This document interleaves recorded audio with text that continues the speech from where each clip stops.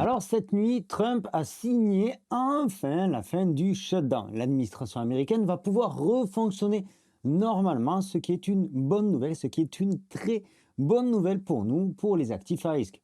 Mais il y a un proverbe qui est vraiment à propos en ce moment. Un investissement, les impatients paient les patients. Alors, même si, comme je viens de te le dire, le shutdown est une bonne nouvelle, une très bonne nouvelle, on va voir ensemble pourquoi. Je pense qu'on n'est pas encore tout à fait tiré d'affaire et qu'il va falloir être particulièrement méfiant. Ça fait plusieurs semaines qu'on a deux camps qui s'affrontent entre les boules d'un côté et les bears de l'autre, les acheteurs contre les vendeurs. Et ceux qui ces derniers temps ont alors anticipé un crash se sont fait liquider, se sont fait avoir pour rester poli, de même que ceux qui ont anticipé un rebond, qui ont anticipé un retour du bull run, qui se sont fait eux aussi avoir. Et cette situation sans direction, cette situation un petit peu malsaine, cette situation très particulière pourrait bien encore durer quelques temps. Si tu ne me connais pas encore, je m'appelle Sylvain, je te souhaite la bienvenue sur Objectif Lune. Ici, on parle de crypto sous toutes ses formes. Tu peux t'abonner en cliquant par ici, ça nous aide énormément, ça nous soutient et je t'en remercie. N'oublie pas d'activer la petite cloche pour ne pas rater nos prochaines vidéos. Et si tu apprécies déjà cette vidéo, eh bien fais-le nous savoir en lâchant un pouce bleu. Allez, histoire d'introduire au mieux cette vidéo, je te partage deux articles que j'ai trouvés sur Crypto News ce matin. Live fin du shutdown américain, XRP et RLUSD, rebond Bitcoin et Ethereum, prédiction altcoin. Bref, un titre avec un joli SEO. Je te parle assez souvent de Crypto News sur cette chaîne, ça fait partie des sites que je consulte très régulièrement, que j'ai dans mes favoris et qui me permettent d'avoir un concentré, un condensé d'actualité. Et comme il est particulièrement important de se tenir au courant de tout ce qui se passe quand on est investisseur, eh bien c'est pour ça que je te partage aujourd'hui cet article de Crypto News. The White House, la Maison Blanche, we are so back, on est de retour. Après 43 jours de paralysie, un record, Donald Trump a signé la fin du shutdown. À côté de Bitcoin qui stagne, Ethereum ce matin nous a fait une belle petite poussée. Il s'est très rapidement calmé. Et je reviendrai un petit peu plus loin dans cette vidéo sur cette news-là, ou plutôt ce qu'elle comporte, ce que ça veut dire, cette partie-là, ce paragraphe-là. Ce 13 novembre, nous apprenons également que Canary Capital a déposé un ETF MOG auprès de la SEC avec le formulaire S1. Donc ça veut dire que la SEC va devoir statuer sur de nouveaux ETF crypto. Et c'est très important, c'est très encourageant pour la suite. Les États-Unis, leaders des cryptos avec la réglementation de tout ce qu'il faut savoir sur le sujet. Je te laisserai les liens en description de la vidéo. Une politique pro-crypto amorcée par Donald Trump. On en a parlé énormément de fois ici sur cette chaîne. Ici, on revient sur le Genius Act, mais il faut savoir aussi qu'on est tout proche d'un accord sur le Clarity Act qui vient, lui, comme son nom l'indique, clarifier tous les aspects de la crypto vis-à-vis de l'administration américaine. Un autre article intéressant, les 5 nouvelles crypto-monnaies à acheter pour 2025, donc ça c'est un petit peu plus putaclic. Bref, je te laisserai tous les liens vers Crypto News en description de la vidéo. Je t'invite à faire comme moi, tu prends Crypto News, tu le mets dans tes favoris et tu le consultes régulièrement. Tu auras donc une vision globale de l'actualité crypto. Alors avant de développer et de t'expliquer pourquoi il va falloir énormément de patience et de sang-froid dans les prochains jours, on va d'abord analyser pourquoi c'est une bonne nouvelle cette fin du shutdown. Et alors si j'en crois certains analystes, les derniers shutdowns ont été particulièrement intéressants pour les marchés crypto. Donc on zoome un tout petit peu plus. Ici on avait un shutdown le 14 octobre 2013. Derrière, Bitcoin nous a fait une jolie poussée. Ce shutdown-là avait duré à l'époque 16 jours. Ici, on a eu un autre shutdown, un shutdown de 3 jours qui n'a pas empêché Bitcoin de continuer sa route vers le bear market. Et ici, le dernier shutdown en date qui était déjà sous la gouvernance de Donald Trump. Ce dernier shutdown en janvier 2019 a précédé une phase haussière en 2019 et le bull run de 2021. Alors, il faut noter que sur ce graphique-là, je suis tout de même en unité weekly, c'est-à-dire que chaque barre représente une semaine. Et donc, il avait fallu attendre quelque part comme le 25 mars, c'est-à-dire à peu près 2 mois plus tard, avant d'avoir une véritable validation haussière. Alors, est-ce qu'on peut dire maintenant qu'il y a une vraie corrélation entre la fin du shutdown et que le bull run va démarrer de suite derrière comme ça en un claquement de doigts? Je pense que c'est clair. Oui, le shutdown est une bonne nouvelle pour l'avenir, mais non, la reprise de la hausse ne va pas se déclencher forcément le lendemain de la fin du shutdown. Il va falloir, comme je te le disais, être très certainement patient. Alors, le shutdown, ça reste une bonne chose parce qu'on va avoir de nouveau des statistiques de qualité qui permettront à la Fed et à d'autres organismes gouvernementaux de prendre des décisions éclairées quant à l'avenir économique des États-Unis. La fin du shutdown, c'est également une injection de liquidité. On en a parlé déjà quelques fois sur cette chaîne, je ne reviens pas en détail là-dessus. Le problème, c'est que certaines statistiques ne pourraient jamais voir le jour. Et ça, c'est pas moi qui le dis, c'est la Maison-Blanche qui a indiqué que les rapports sur l'emploi et sur l'inflation du mois d'octobre 2025 ne pourraient, eh bien, tout simplement pas voir le jour. Ils étaient d'ailleurs prévus aujourd'hui, ils ont été décalés et au moment où j'enregistre cette vidéo, je ne sais toujours pas si les statistiques seront publiées.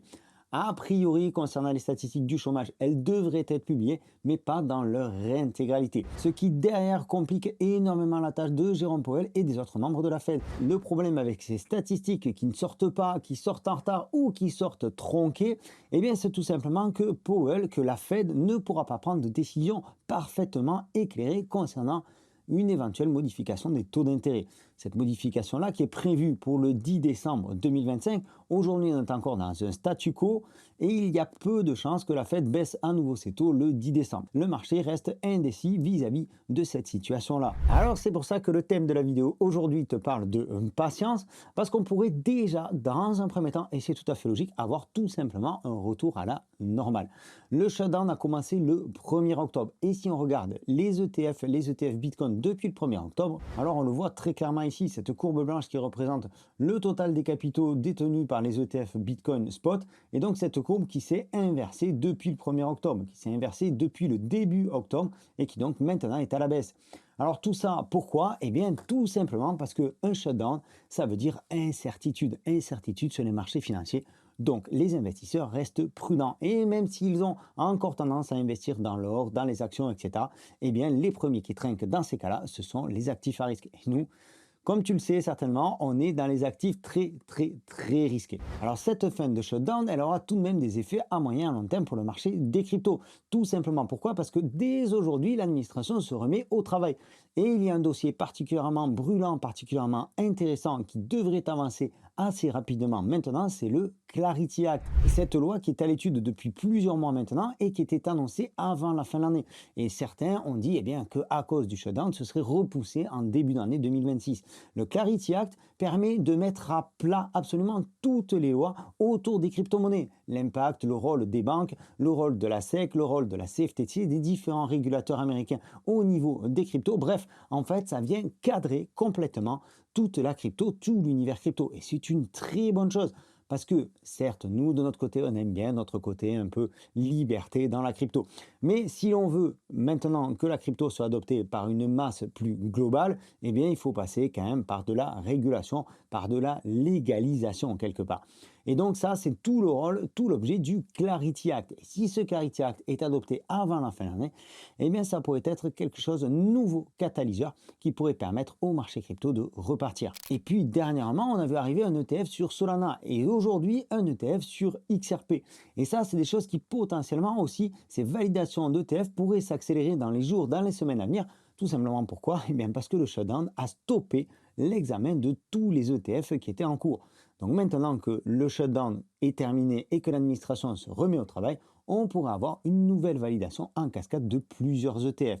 Tout ça, bien entendu, toutes ces nouvelles-là, en plus des statistiques dont je t'ai parlé il y a quelques minutes. Maintenant, il faut tout de même se rendre compte d'une chose essentielle. Si on part de l'hypothèse que ce cycle n'est pas encore fini, parce que ce n'est plus le halving qui drive le bull run, mais la macroéconomie et la liquidité, donc ça veut dire que Bitcoin s'institutionnalise, et de ce fait, il ne faut pas s'attendre à un rebond de 15 ou 20% sur Bitcoin à chaque fois qu'on a une nouvelle, une bonne nouvelle, une nouvelle bonne nouvelle, comme on a pu l'avoir et comme on a pu le connaître par le passé. De leur côté, les marchés traditionnels ont salué la fin du shutdown. L'or est reparti à la hausse, le Nasdaq et le S&P 500 sont eux aussi repartis vers le nord, et ce, depuis les premières rumeurs de fin du shutdown. Et pourtant, le marché crypto reste morose. Comme je te le disais, on est dans les fins fonds des actifs risqués. Donc, il faut attendre que la liquidité se déverse. Mais il faut surtout que nous, on apprenne à digérer tout ça. Digérer le shutdown, digérer le crash du 10 octobre. Et il va falloir à ce moment-là, une nouvelle fois, faire preuve de patience. Pour rappel, les premiers effets sur le marché d'une baisse des taux, c'est entre 70 et 100 jours plus tard. Donc, les premières baisses des taux, on les a eues le 18 septembre. Il va falloir attendre donc fin novembre, voire même le mois de décembre. Donc, j'en reviens à ce que je disais.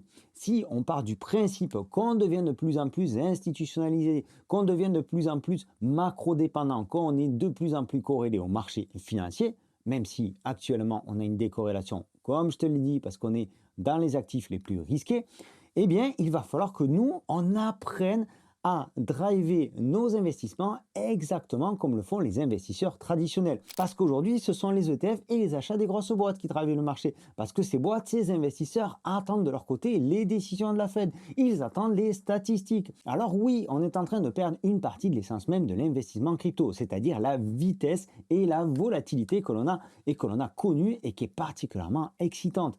Les gens qui viennent de la finance traditionnelle vers le Bitcoin, eux, restent habitués à peine quelques pourcents de hausse. Ils sont habitués à voir le long terme. Et si c'est désormais eux qui ont la main mise sur le marché crypto, eh bien nous, il va falloir qu'on s'adapte. Et pour nous, c'est particulièrement compliqué parce qu'on est là depuis quelques années et parce qu'on sait que tout peut aller très très très vite. Alors, on perd patience. J'en reviens à mon graphique Bitcoin. Une phase de bull run, c'est d'abord une phase de consolidation en place qu'on appelle un bear market et une phase explosive. Je ne sais pas où tu la vois, mais la phase de consolidation à plat ici, elle a été particulièrement courte. On a une structure qui a vraiment changé. Aujourd'hui, on a un Bitcoin qui progresse et qui respire. Ici, on a les institutionnels qui prennent des bénéfices. Tout simplement, ils sont habitués à se satisfaire de quelques pourcents de hausse. Alors attention, on est quand même sur Bitcoin, ils ne sont pas cons non plus, ils savent que Bitcoin peut faire des performances très très agréables. On n'est pas sur du 2 ou 3% de la caisse d'épargne. Non, ça ne marche pas comme ça non plus. Et ici, on a de nouveau une hausse, et ici une respiration, une hausse et une respiration. Une hausse et une respiration. Ça, c'est quelque chose dont je t'ai parlé déjà plusieurs fois sur cette chaîne. D'ailleurs, si ce n'est pas encore fait, tu peux t'abonner en cliquant par ici. Tu peux activer la petite cloche pour ne rater aucune de nos prochaines vidéos. Et si tu apprécies cette vidéo, fais-le moi savoir en laissant un pouce bleu et également ton commentaire. Je suis curieux de savoir, toi, ce que tu penses de cette situation aujourd'hui. Pour en revenir sur le graphique, tu vois ici que j'ai tracé deux droites de tendance. Alors, une droite de tendance reste, comme son nom l'indique, une droite de tendance. C'est pas parce qu'elle est un tout petit peu cassée ici que ça remet en cause et qu'on va absolument en cracher. Il faut attendre qu'elle soit vraiment validée. Ok, on est d'accord avec ça. Maintenant, on peut venir ici, repartir. Ça fait déjà plusieurs fois que je le dis. Pour le moment, il n'y a pas péril en la demeure. Mais c'est quelque chose qu'on pourrait avoir. Ici, encore une baisse avant un retour de la hausse. Et c'est exactement mon avis sur les prochains jours. Je reste très très vigilant sur ce qui peut se passer. Je pense qu'on pourrait finir par baisser maintenant parce que le shutdown, il faut digérer le 10 octobre, etc., etc. De notre côté, on assiste à une véritable lutte, comme je te le disais, entre les acheteurs et les vendeurs. Et il y a ici une data particulièrement intéressante, on le voit sur ce graphique, les baleines recommencent à accumuler. Tu le vois ici depuis quelques jours. Et ça, c'est très, très positif pour la suite.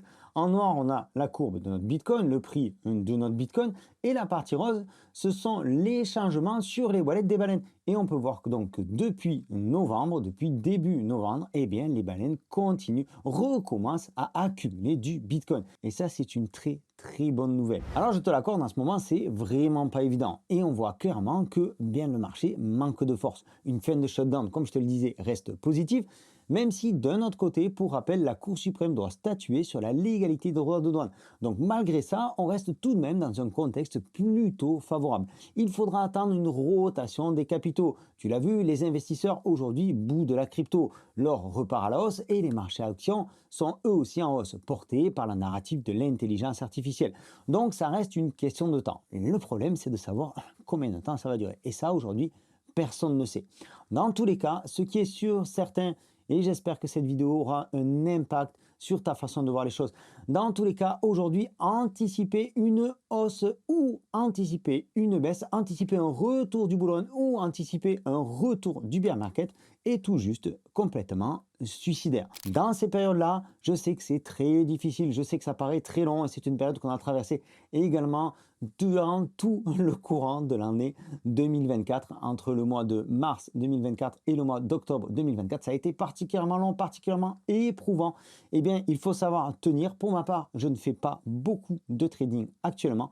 Cependant, je continue de me former, je continue de m'informer. Dans une prochaine vidéo, on parlera de Pump Fund, mais aussi une vidéo dossier sur ce que l'on appelle le Prediction Market. Je pense qu'il y a des narratifs qui peuvent être intéressantes à étudier, surtout si le marché repart, parce que je pense que le marché repartira à un moment ou à un autre, mais je m'interdis d'anticiper aujourd'hui quoi que ce soit. Même si je pense qu'à court terme, on devrait avoir un nouveau plus bas avant de repartir, je ne suis pas Madame Irma et les datas que l'on a aujourd'hui ne permettent pas d'avoir une précision aussi fine que ça. Donc, je n'anticipe rien, je reste un petit peu hors marché. J'ai mes positions, j'ai cumulé, tout va très bien. J'ai toute la vie devant moi. Maintenant, il ne reste plus qu'à patienter. Je reste convaincu que ce cycle s'annonce comme étant le plus long de l'histoire de la crypto et qu'il n'est pas encore terminé. Alors maintenant, une fois de plus, patience, mais également vigilance, parce qu'on pourrait avoir un plus bas, on pourrait avoir un démarrage en trombe, et à ce moment-là, dans quelque direction que ce soit, à ce moment-là, il faudra être prêt. Et ça veut dire qu'il faudra, si c'est possible, avoir encore quelques liquidités pour pouvoir aller chercher le marché, pour pouvoir suivre le marché dans la direction qu'il aura choisi. Tu le vois, la situation est vraiment très, très, très particulière et ça pourrait durer encore pas mal de temps. Une nouvelle fois, 18 septembre, la première baisse des taux. Il faut attendre entre 70 et 100 jours pour voir les effets, pour voir les liquidités affluer sur les marchés financiers, sur les marchés crypto. Ça nous donne quelque chose comme fin novembre, début décembre, voire même fin décembre. Donc encore un tout petit peu de patience. C'était Sylvain, j'espère que tu as apprécié ce contenu. Je t'invite à nous le faire savoir en t'abonnant. Tu peux aussi cliquer sur la petite cloche pour ne rater aucun de nos futurs contenus. Lâche un like si cette vidéo t'a plu. Je te donne rendez-vous dans une prochaine vidéo. D'ici là, prends soin de toi et de tes cryptos. Ciao!